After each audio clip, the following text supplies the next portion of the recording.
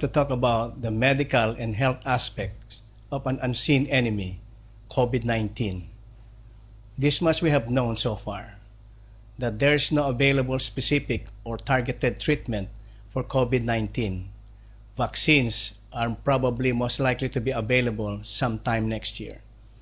It also affects the elderly people, those with comorbidities, those who are metabolically imbalanced, and people who are immunocompromised, those with cancer, those with autoimmune diseases, those with hypertension, diabetes, people who are obese and overweight, who are likely to have 3 times the mortality rate.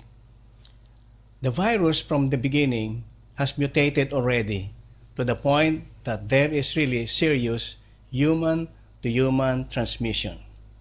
Essentially, it affects the immune system, starting from those in the respiratory tract and moving around and into the various organ systems of the patient. It affects the immune system and producing what has been known as systemic inflammatory response. It happens when the immune system of a person is dysregulated. What do we know now? There are at least 2 major strategies by which we can work around and addressing COVID-19. The first is really minimizing exposure. In effect, what you'd like to achieve is to bring down the viral load. And also the secondly is to make sure that your immune system is resilient and smart, making that immune system fortified with basic nutrients and addressing also coexisting nutritional deficiencies. The last line of defense of a person is his or her immune system. And by now achieving diminution of viral load, you can achieve that by avoiding crowded spaces and areas. You can also do that by using face mask, face shield, and conscientious hand washing, preferably with soap and water. So talking about the immune system, making it strong and resilient, it starts with the kind of food that we eat day in and day out.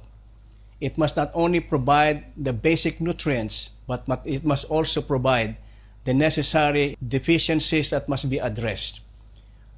The foods starts with natural, real foods, starting with the macronutrients, your fat, proteins, and carbohydrate.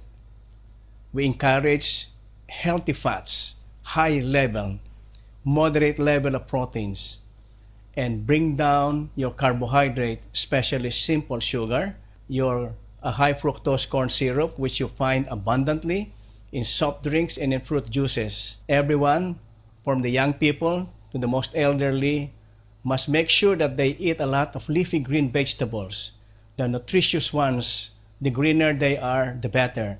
And at the same time, choose the right kind of fruits.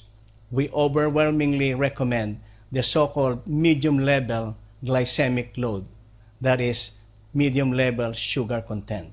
There's now increasing evidence based on observation and also scientific study and application with patients that making sure that they are adequately nutritionally supplemented is really more than half the management of COVID-19 patients.